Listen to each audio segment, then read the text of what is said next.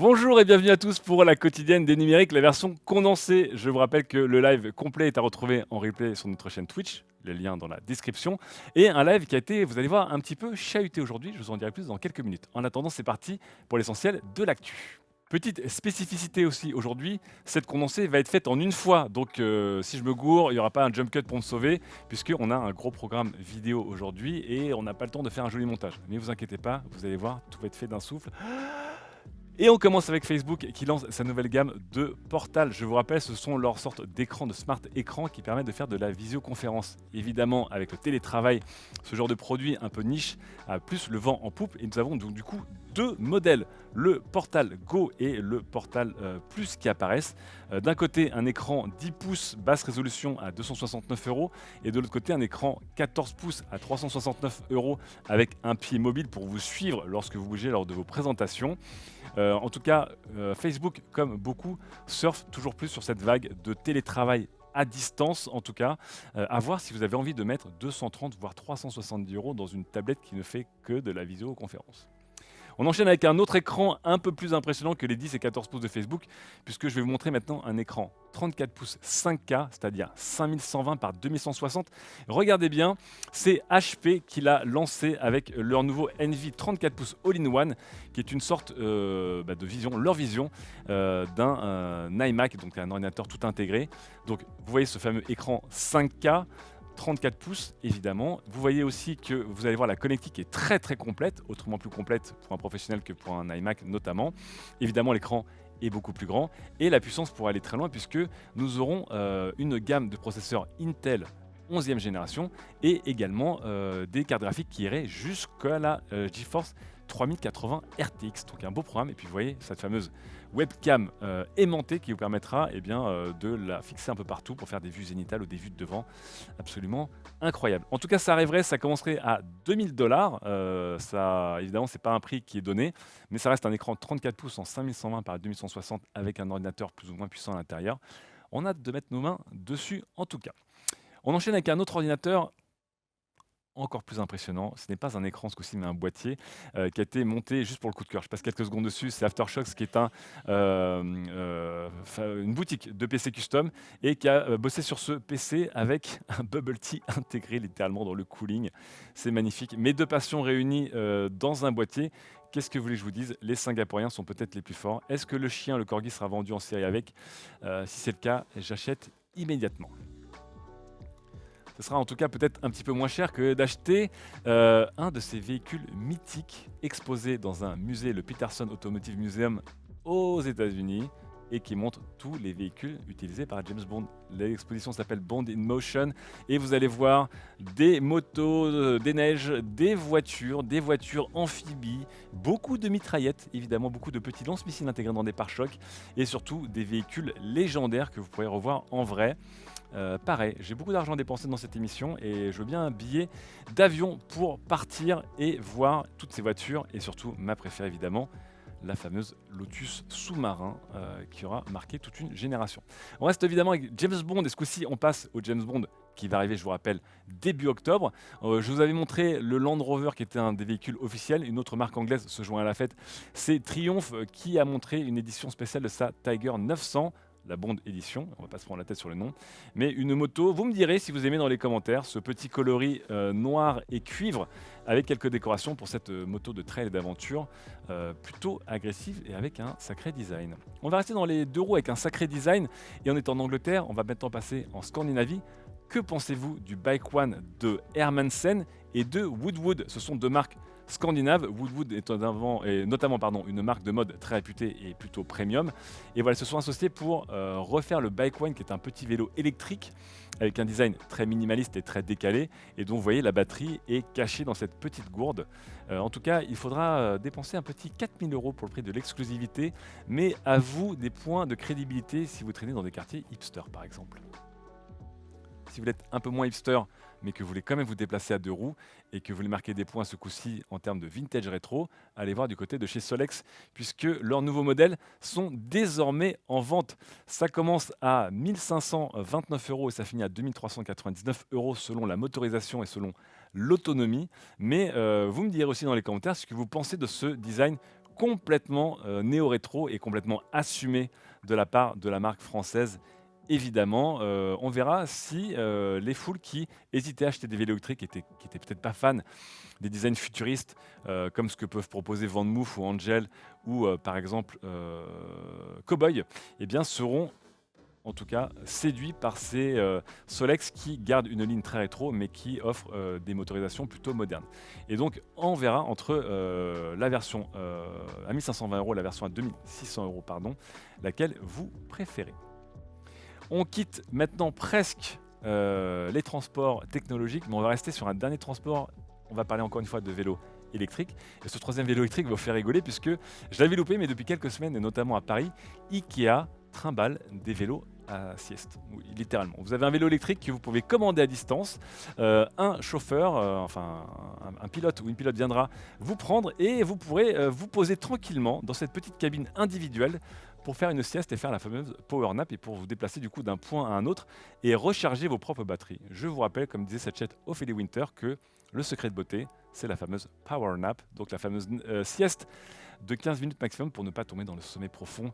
Merci beaucoup Ikea. Et si c'est ça le futur, je signe évidemment tout de suite.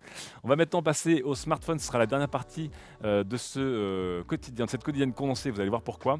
Et on va commencer avec le Google 6 Pro qui n'arrête pas de fuiter. Et attention, ce coup-ci, on aura vu les specs, on aura vu le design et maintenant on va voir le modèle en réel et un modèle en réel surtout qui a fuité, incroyable, vous allez voir. Il a été découvert dans une boutique de téléphonie et d'ordinateur au Nigeria. Ne me demandez pas comment ce Google 6 Pro a pu atterrir là-bas, mais en tout cas, il a été vu, il a été testé, c'est The Real Deal, c'est bien lui, dans sa vraie carrosserie, il fonctionne.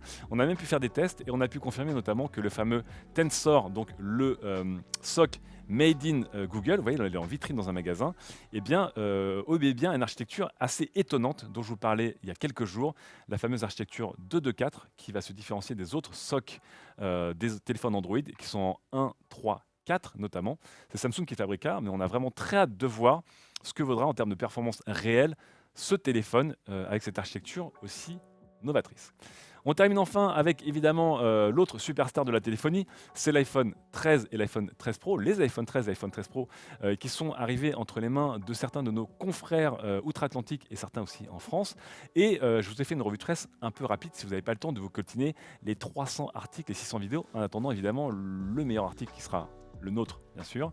Mais pour l'instant le consensus aux États-Unis c'est meilleure autonomie, meilleure photo, meilleure vidéo, et c'est globalement tout. C'est très bien résumé ici par John Gruber, qui est le blogueur Apple par excellence, et qui disait les deux moyens d'améliorer les téléphones cette année, c'était l'autonomie et l'îlot photo.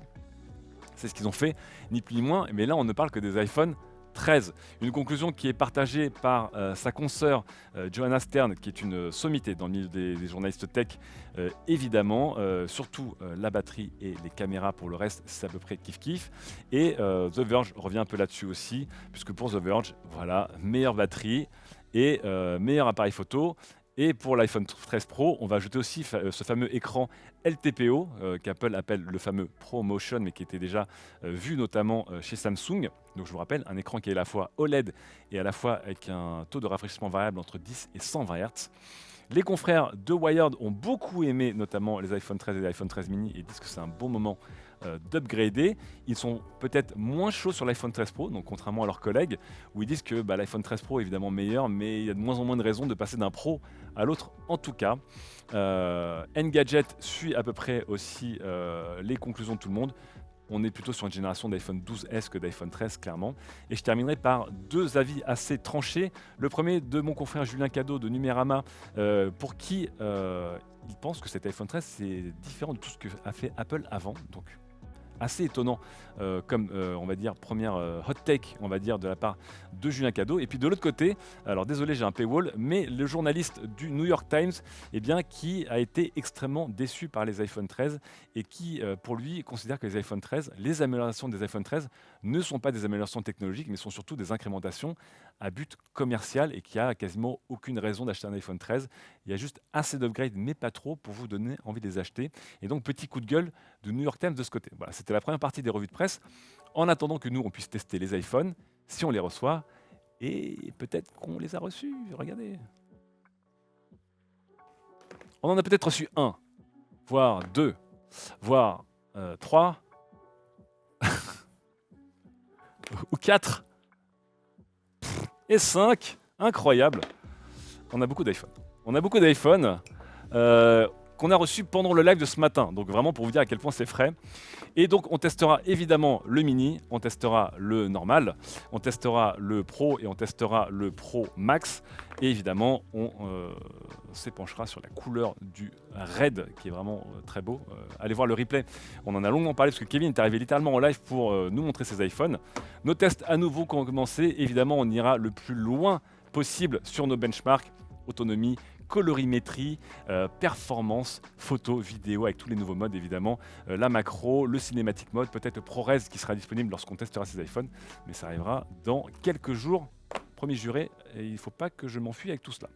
En tout cas, c'est la fin de cette actu. Il n'y en a pas beaucoup parce qu'on a dû parler beaucoup des iPhones. Demain, il y en aura énormément, notamment, et je vous parlerai d'Amazon et de cannabis et d'Apple et de dépression. Oui, tout à fait. On parlera aussi de la PlayStation 5, on parlera de Roblox, on parlera des éoliennes anglaises. Et en tout cas, je termine ce petit condensé évidemment sur les actus de notre site. Évidemment, je vous rappelle qu'il a fêté ses 17 ans. Des bisous à toi, les petits sites du numérique, lundi. On continue à améliorer et Vincent, le fondateur qui est toujours à la barre évidemment de notre site, vous demande de nous aider à noter vos boutiques en ligne favorites. Je vous rappelle que sur les numériques, on a toujours les liens d'affiliation pour acheter au meilleur prix les appareils que vous voulez acheter. Et on voudrait mettre en avant notamment les revendeurs qui sont les plus cotés dans notre communauté. Donc si vous voulez avoir votre avis dessus, répondez à ce petit sondage, vous avez juste à cocher sur une ou plusieurs propositions et ça nous aidera littéralement à vous aider. Autre chose aussi qui est passé sur les numériques, le test du casque Audio-Technica ATH M50 XBT2. C'est un casque, je vous rappelle, à arceau fermé, Bluetooth, avec une réduction de bruit passive, donc il n'y a pas de réduction de bruit active. Un très bon casque pour Benoît, mais ses finitions et son design, notamment, font partie des petits points noirs qui l'empêchent d'atteindre les 5 étoiles. Allez voir encore une fois ce test très complet de notre service audio et de Benoît que vous avez vu passer à l'instant, avec toutes les courbes qui vont bien, voilà. Et on terminera avec un autre test, celui d'une imprimante ce coup-ci. C'est Louis du service photo qui a testé la Canon Selfie Square QX10, une petite imprimante de poche, je vous rappelle thermique, qui vous permet un peu de partager des photos en soirée ou en week-end très rapidement avec un lien Bluetooth ou un petit lien câble. C'est très sympa et surtout cette imprimante, pour une imprimante de poche, eh bien, elle offre des très belles photos, ce qui n'est pas une mince affaire. Et je terminerai enfin sur de très belles photos. Regardez-moi ces photos. Oh là là, qu'est-ce que c'est beau. Quel instant dramatique. Des bisous aux fans du PSG, des bisous aux fans de l'OL. Mais ces photos ont été prises par le collègue de Louis, Guillaume, que vous avez pu voir notamment dans nos émissions, qui est parti étraîner le Sony Alpha 1 au bord de la pelouse du Paris Saint-Germain, au Parc des Princes en tout cas, pour tester les performances en conditions réelles, parce qu'on fait beaucoup de tests en labo. Mais de cet appareil photo, je vous le rappelle, l'Alpha 1 qui sur le papier est l'appareil photo le plus perfectionné au monde de chez Sony. Je vous rappelle, un capteur 50 millions de pixels, une rafale à 30 images secondes, de la photo en 8K, un autofocus monstrueux, bref, la totale, et on l'a vraiment poussé dans ses retranchements. Et vous voyez ces photos magnifiques qui mériteraient d'être dans l'équipe, eh bien elles sont sur les numériques et c'est Guillaume qui les a faites et qui surtout vous donne un retour utilisateur extrêmement avancé sur cet appareil photo extrêmement avancé, et ça pourra vous intéresser parce que ce sont des technologies qui arriveront peut-être un jour dans nos appareils photo grand public et pourquoi pas peut-être un jour dans nos téléphones grand public qui eux aussi font des bonds en avant absolument gigantesques en termes de perf mais aussi en termes de poids, parce que vous allez voir que ces iPhones ils sont costauds. Je vous laisse en tout cas, c'est la fin de ce petit condensé qui a été tourné d'une seule traite, incroyable. On se retrouve dès demain en fin de journée pour un nouveau condensé, demain en live à 11 h et dans quelques instants pour une autre vidéo, puisque je vous rappelle que lorsque vous verrez cette vidéo, on sera sorti du live de Microsoft avec toutes les annonces Microsoft et on fera une vidéo dédiée. Des bisous, j'en peux plus, il faut que je boive, à demain.